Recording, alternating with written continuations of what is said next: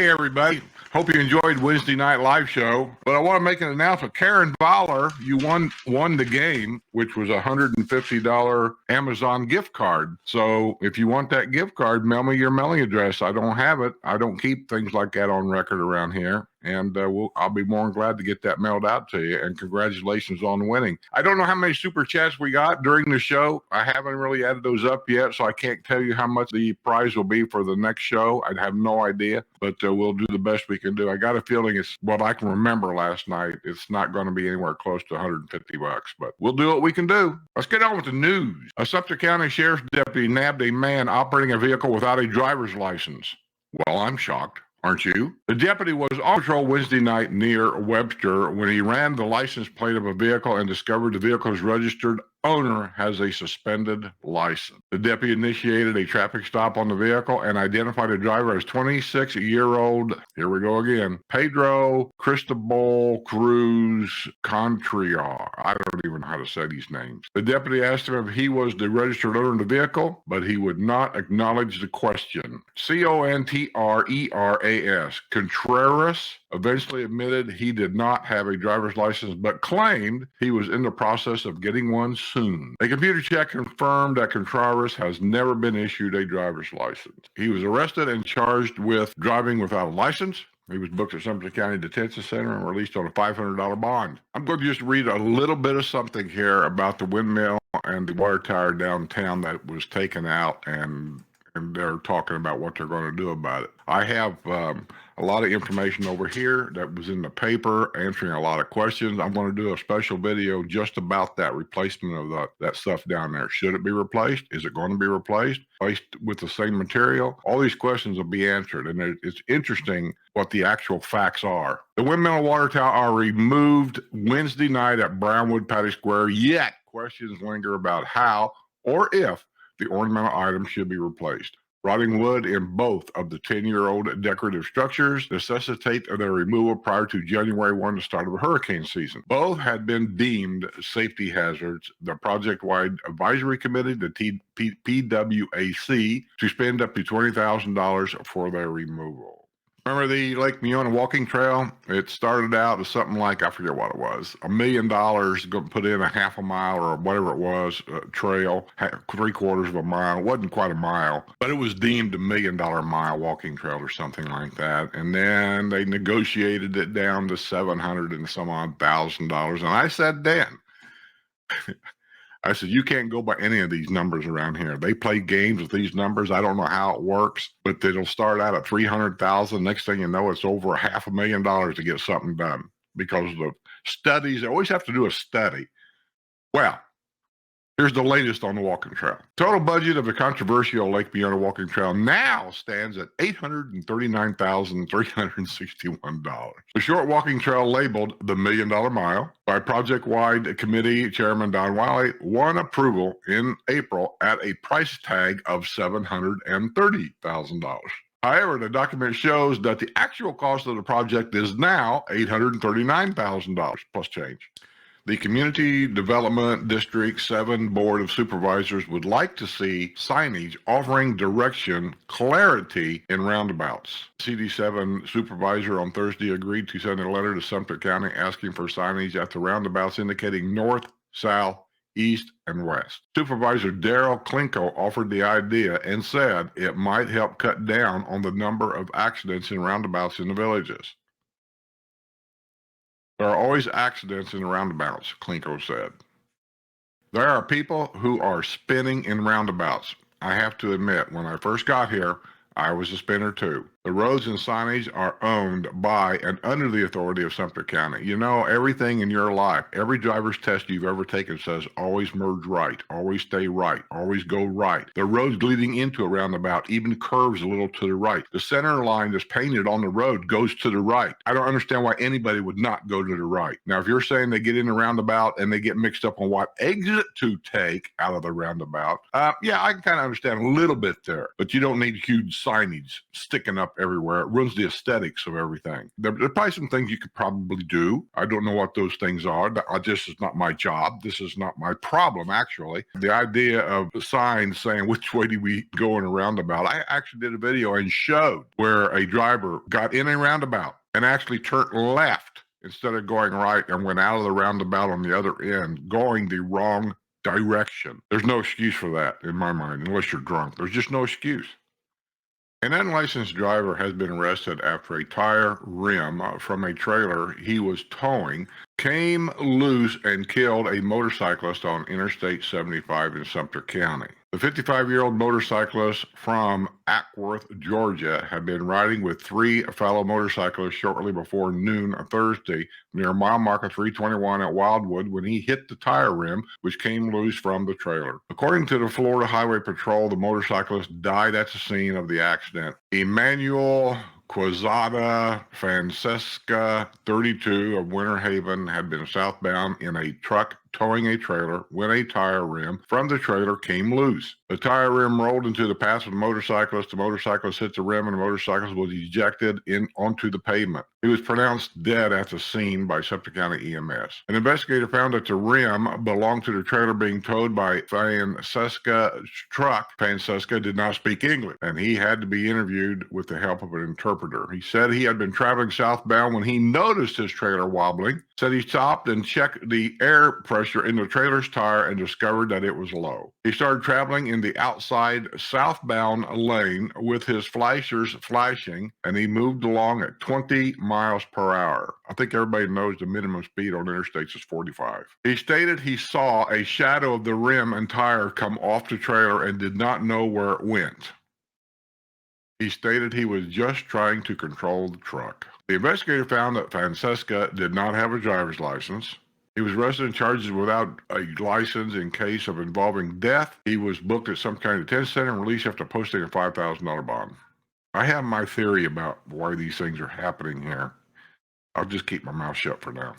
A dead couple left behind an inoperable vehicle in their driveway in the Villages. The home located at 1607 Ariel Place in the village of Sunset Point was the subject of public hearing Friday morning before the Community District 5 Board of Supervisors at Seabreeze Recreation Center. A complaint about overgrown grass and an inoperable vehicle was lodged February 28th with Community Standards. John and Patricia Henry bought the home in 2005 for $251,800. Patricia Henry, who, as born in Buffalo, New York, died at age 76 in 2020. Her husband survived. He's since passed away. A license plate on the maroon Honda Accord expired in June 2021. A couple left behind a daughter in California, and she's been trying to remedy the situation. The utilities remain active at the home, and the property taxes have been paid. The CDD5 board agreed to give the daughter 5 days to get an updated restriction sticker on the vehicle or get it removed from the driveway. If she fails to do so, a $150 fine will be imposed, followed by $50 fines per day. The Community Development District 6 Board of Supervisors on Friday approved a measure to begin conflict resolution Community Development District 7 in order to force the creation of a second PWAC south of State Road 44. This argument's been going on for quite a while. CDD 7 last year was the lone party which did not sign onto the agreement, which would have broken off the original PWAC, which was formed south of County Road 466. CDD 6 supervisors object to CDD 7's refusal to sign onto the agreement, arguing that it is costing CDD 6 more than $200,000 a year. Not sure how that separation and starting a new PWAC south of 44 is going to work out. I can understand part of it, and then I can understand the other part. Here it is in a nutshell. Some don't want us to break away and had the people south of 44 having their own PWAC because it's a cumulative effort of money. So that whenever something needs to be done, and everything around here costs a lot of money, like $1 million putting in a walking trail, they can go to all of the communities and divvy up some money to get this thing done. The bad part is twofold. One is they're going to be limited on their budget down there because it's going to be their money and none of us will be involved with it to fix all the things like the golf cart trails to come up with that money. Now, over time, that area down there is going to be huge. So then they'll be fine. But as of right now, they really kind of need our help to get things done down there when things come up, because they really don't have enough money in their PWAC to cover costs. Our part of it is, if we didn't have to cover that cost, we would have more money to do things we need to have done, or it's very possible we might save money. I'm guessing we're going to save money. Will they give that money back to the residents? Probably not. They'll just figure out some other way to spend the money. I don't know. We'll see how this works out. Florida homeowners paying heavy price for massive roofing scams. Roofing scams are at the heart of Florida homeowners insurance crisis. We take a look exactly of how those scams work and how everybody ends up paying. I've already done a video in depth on this, so I'm not going to say too much more about it. Construction zone theft and drunk driving arrests are on the rise in Wildwood. A reason why I read this is because a lot of the new area down there, like the Finney area and such, that's patrolled basically by Wildwood. You're in the Wildwood city limit area down there. Construction zone theft. These are the findings in the annual crime report 2021 released by the Wildwood Police Department. There are 24 driving under the influence arrests in Wildwood in 2021, up from 12 DUI arrests the previous year. That reflects a 100% increase. The 2021 DUI arrests include a Village of Finney woman in a golf cart who left Brownwood Paddock Square and stopped for a pee break. You remember that? I reported that. A DUI suspect who admitted he consumed 5 to 6 shots of vodka prior to a crash in downtown Wildwood. A visitor from Iowa who was driving a golf cart and strayed across State Road 44. He later hired a high-priced lawyer to beat the DUI charge. He ended up really paying though, didn't he? Construction site theft, a problem in the southern end of the villages. That's always been a problem. I already done a video when I was the gate guard here in Hillsboro about how we caught a guy that came in a pickup truck. This was shortly after they started installing cameras at the gates. Before that, really, they didn't have any cameras here. And a guy came in empty, and when he left on the other side, he left with refrigerator, stove, and a microwave, I believe, because back in the day, whenever they would paint the houses at night, they left all the windows and things open so that the fumes could escape the house by the next day. And at night, anybody could walk in these houses. Sue and I, when we lived in this neighborhood, there was nobody here. And we would actually go around the neighborhood at night and walk through some of these homes and just look at how the different models were. There was nobody in there. And I made a statement then. I said, what stops somebody from coming in here in a pickup truck and just stealing everything? Well, nothing. Farmer said Wildwood Police Department Zone 5 is the zone with the second greatest number of criminal offenses in 2021. Zone 5 includes the southern end of the villages. This zone is mainly made up of active construction zones. The city has experienced a significant increase in construction-related thefts due to the various construction projects underway in Zone 5. A significant majority of the number of theft reports come from construction companies that have items taken from job sites overnight. Zone 5 experienced the following offenses: 1, aggravated assault; 3, non-residential burglaries; 3, motor vehicle burglaries; 7, residential burglaries. Wildwood downtown area sees the most crime. That all don't sound that serious to me, really, when you add the numbers up. I mean, 1 aggravated assault. If you talk to the person being assaulted, it's a big deal. But when you figure how many people are living down there, 1, that don't sound so bad. Don't be scared of what's going on around here. But I report the news. If it ain't bad news, nobody really wants to watch it. Everybody knows the good news. Everybody knows the good. Go to anybody that's got the thumbnail that looks like this. They report the good news. You're not going to get that here. Well, not all the time here. A villager who got involved in a local mentoring program has been charged after a relationship with the boy's mother came crashing down. Daniel Lee Mercer Schmidt, 65, of the village of Point Siena, was arrested earlier this month on warrants charging him with burglary and criminal mischief. He remains free on a $12,000 bond. Mercer Schmidt had gotten involved in the Christian program, Dads for a Day, and began mentoring a Summerfield boy, according to the arrest affidavit from the Marion County Sheriff's Office. After he was introduced to the boy and the boy's mother, I decided I would go the distance with them, withholding nothing, without hesitation or reservation, in a letter in which he resigned from the Dads for a Day program. He wrote he made a mistake and he committed to the boy's mother. The woman came home and found her clothes had been scattered on the back steps of her residence. Her iMac computer was on the floor in the kitchen with the screen shattered. A neighbor reported seeing a vehicle similar to Mercer Smith Schmidt's tan 2015 GMC SUV at the woman's residence. Neighbor had previously seen Mercer Schmidt's vehicle at the home. Mercer Schmidt has retained a Ocala lawyer, Pravish Bobby Rumala, who defended a local surgeon nabbed in a 2016 prostitution sting and a driver involved in a 2014 accident on Interstate 75, which claimed the lives of George Phillips, who sold homes in the Villages, Florida, highway trooper Chelsea Richards, and a tow truck operator. Good Lord. Be careful out there, people. Be careful. Here's a follow-up on perverts around here. A villager already in legal hot water is being sued in connection with a 2021 crash involving a golf cart. You remember this guy, right? This is the guy that liked cookies. Thomas Dothold Vermeulen, 71, entered a plea of not guilty last week at Sumter County Court to a felony charge of battery. He was arrested earlier this month at this home in the Villages of Mallory Square after allegedly inappropriately touching a woman who was resurfacing his driveway. This month, he was also served with a summons and a civil suit in which he is being sued in a May 13, 2021 accident in which his 2013 Ford 150 pickup truck collided in a golf cart on Stillwater Trail. The man driving the golf cart is seeking more than $30,000 in damages and alleges that Vermeulen negligently and carelessly operated his vehicle, leading to the accident. The man who fled, the man who filed the lawsuit, is being represented by the Bogan Munns & Munns law firm. As a result of the accident, Vermeulen was ticketed on a charge of failure to drive within the single lane. He paid a $166 fine according to the court records. He remains free on a $2,000 bond in the battery case. He was convicted of assault in 1977 in Macomb County, Michigan, and in 1995 he was convicted of aggravated assault in Oakland County, Michigan. Now look at this guy. What a sweetheart.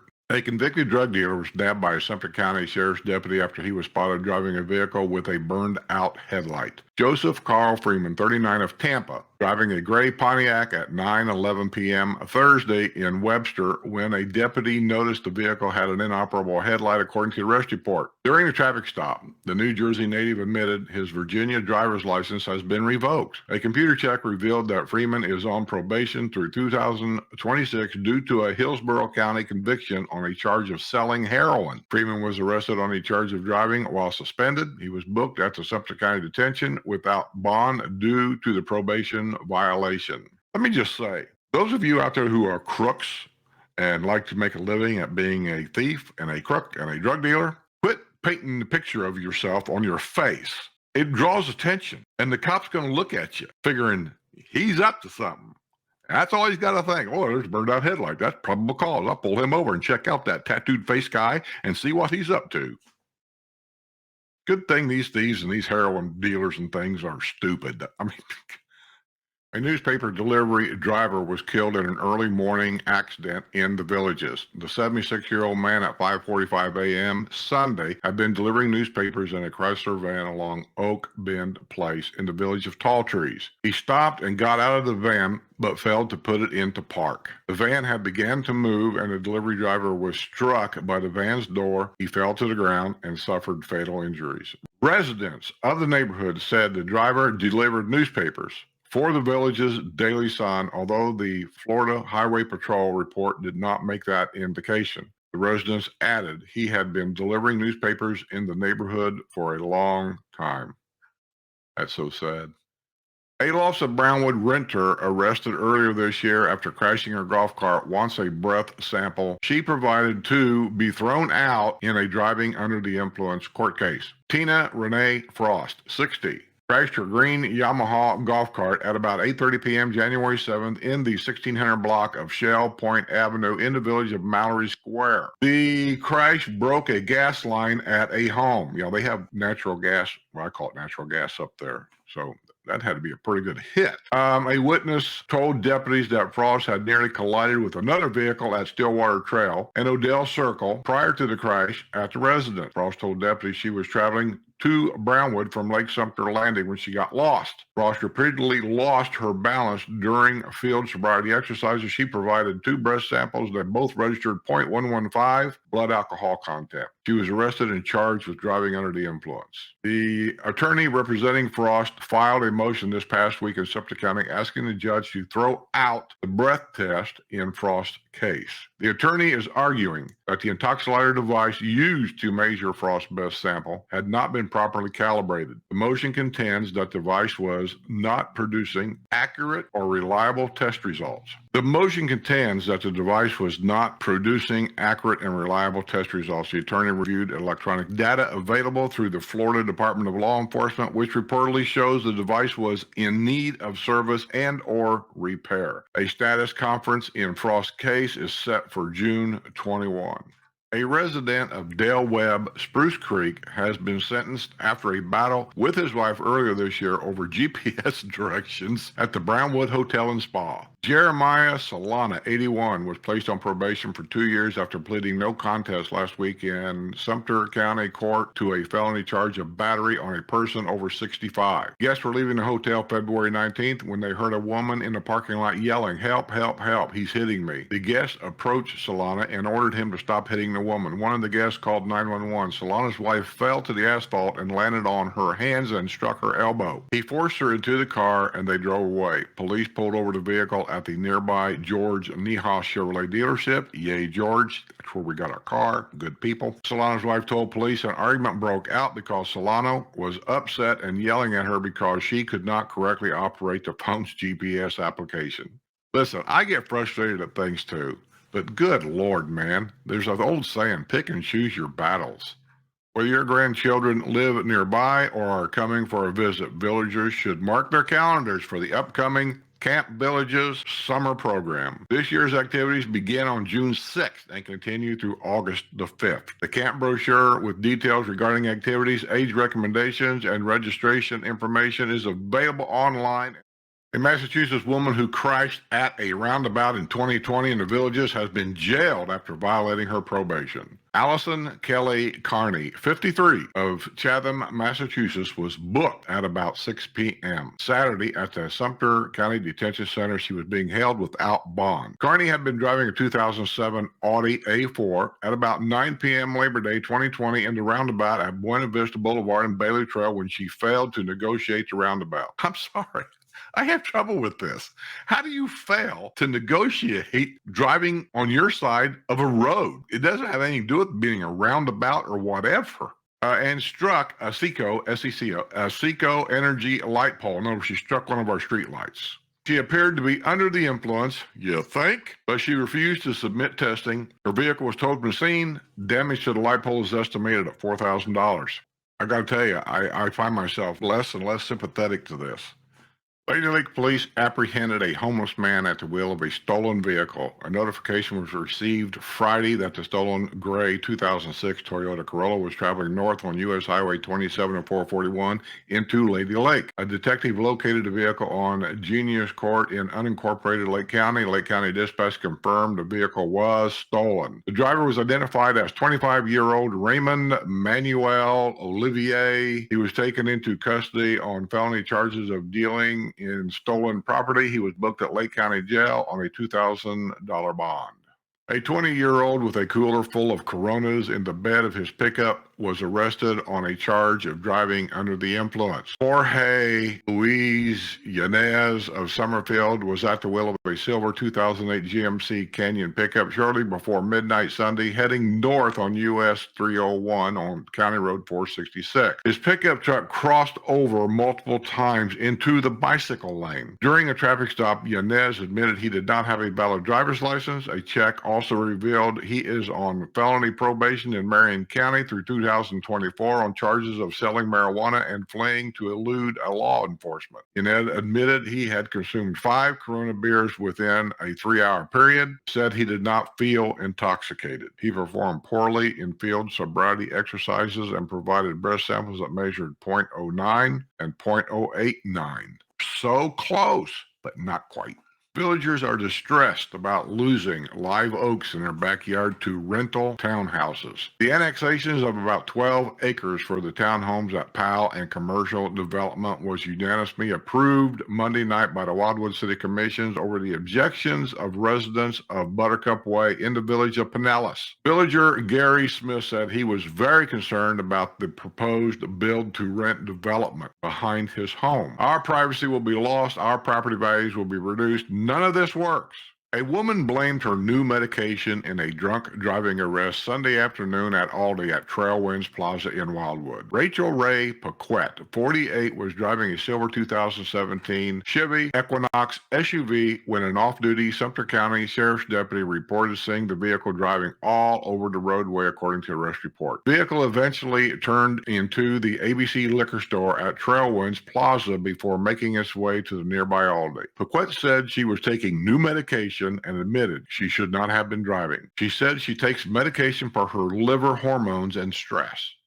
A villager was found passed out in his golf cart after leaving Spanish Springs Town Square. John Randall Erb, 68, of the village of Summerhill, was found in his running golf cart at about 11 p.m. Monday in a parking lot of the Summerhill pool, according to the arrest report. Erb performed poorly on field sobriety exercises. He provided breath samples that registered .191 and .198. He was booked at the Sumter County Detention Center and released after posting a $1,000 bond.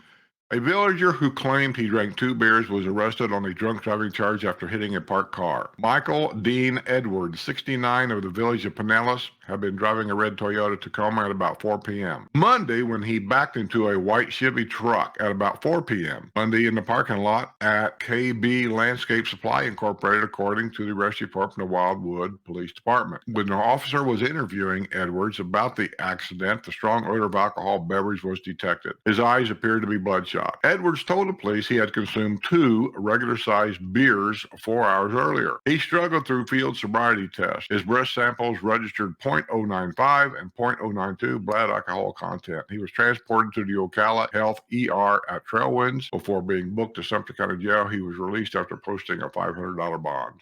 A landscaper was arrested for driving without license after crashing into a woman's vehicle. The woman had been driving a red utility vehicle at about 8:30 p.m. Monday on County Road 25A when a silver GMC pickup driven by 34-year-old Simplicio Jimenez Pacheco of Fruitland Park sped up and cut into her lane of traffic, according to an arrest report from the Fruitland Park Police Department. His truck collided with her vehicle. His careless operation of the truck caused $5,000 worth of damage to the woman's vehicle, the officer wrote in the report. Checo handed the police his Mexican ID card and admitted he does not have a driver's license. He was arrested and charged with driving without a license. He was booked at Lake Sumter and released after posting a $500 bond. Is that it? You couldn't get him for reckless driving too? That's a bigger charge. That would really cost him a little bit of money. They're cutting these guys that have, because they know he's not going to pay. They know he's not going to get a driver's license. He can't. He doesn't have a social security number. He's an illegal. That's what it boils down to.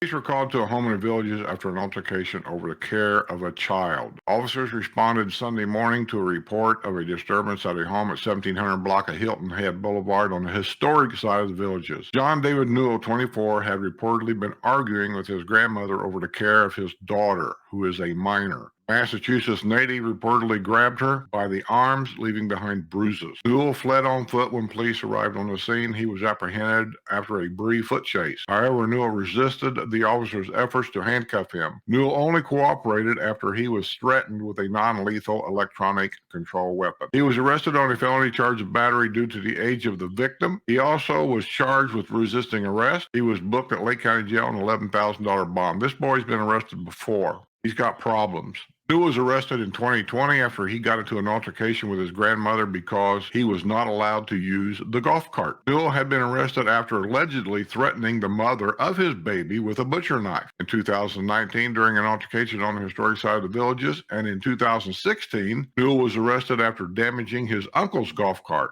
also on the historic side. A suicidal son was arrested at a restaurant in the Villages after allegedly leaving a bloody message for his mother. Lady Lake police received a report of a suicidal male at about 7 p.m. Sunday at the pub restaurant at Fiesta Bowl on Avenida Central in the Villages. That's a bowling alley. There's two of them there. The reason why there's two, years ago, one of them was a smoking bowling alley. You could smoke in there. The other one was a non-smoking bowling alley. I don't know what it is today. That's why we ended up with two. Officers were already investigating a burglary which had occurred hours earlier at his mother's home in the Rolling Acres apartment. Entry had been made through the window in a master bedroom, and the kitchen knife had been used to stab the bed multiple times, according to the arrest report. Officers found a paper towel with blood on it, and it contained a message directed at Morehouse's mother. In addition, two televisions in the apartment were damaged. Groceries were removed from the refrigerator and thrown on the ground at the apartment. The apartment was in total disarray. Morehouse was arrested in 2017 at Rolling Acres Apartments after using his mother's credit card without permission. He was taken into custody and charged of burglary and criminal mischief. He was booked at the Lake County Jail on a $12,000 bond. Letters to the editor. From your articles, I thought just new homes recently or a pre-owned property were subject to the increase. I'll be talking about the amenity fees. My understanding from your article was that it didn't apply to purchase from previous years. We are here 2 years in June. Not the case. I'm told it affects all based on the month the developer purchased the property, which for me is April. What did I miss? That's sent in by Rick Noto, Village of Marsh Bend. The Fish Hawk Recreation Center and Family Pool will be closed. The Village of Pine Ridge Pool will be closed for maintenance on Friday, May 27th. La Hacienda Recreation Center indoor facilities, outdoor facilities, and sports pool will be closed for maintenance on Friday, May 27th. The Lake Meona Recreation Center indoor facilities will be closed for maintenance Wednesday, May 25th through Tuesday, May 31st. This schedule may be adjusted due to unforeseen circumstances, including weather. To the editor, in response to the letter that every Christian should put a cross in their yard, then may I suggest that every Jew should put a Jewish star in their yard? Do we really need a cross or star to identify our beliefs? Of course not. Just be a good person, as the religion teaches us. That is sent in by Paulette Leibowitz from the Bridgeport of Meona Shores. The Village of Calumet Grove Postal Station will be closed Sunday, May 22nd through Monday, May 23rd for maintenance and repairs being done in the parking lot. The Coconut Cove Recreation Center indoor facilities, outdoor facilities, and family pool will be closed for maintenance May 23rd through Tuesday, May 24th. The Canal Street Recreation Center indoor facilities, outdoor facilities, and family pool will be closed for quarterly maintenance on Friday. To the editor, residents getting killed and seriously injured on North Morris Boulevard is a problem. The road was designed to carry a limited amount of vehicles with golf carts riding side by side on the road. There must be a limit as to how many people are killed or seriously injured before someone gets the golf carts to an off-the-road path. Once the golf carts are off the road on a separate path, there will be 14 feet of roadway available to be repainted, added a center turn lane. It only takes 11 feet for a center turn lane on the road with the speed limit of 30 miles per hour. Imagine not waiting for a vehicle turning left again on that section of road. North Morris Boulevard is a connector for County Road 466 and U.S. Highway 27 and 441. Please get the golf carts on a separate off-the-road path. That is sent in by James Bacara, the Village of Della Vista West. Well, that's it for this week. I hope you enjoy the news.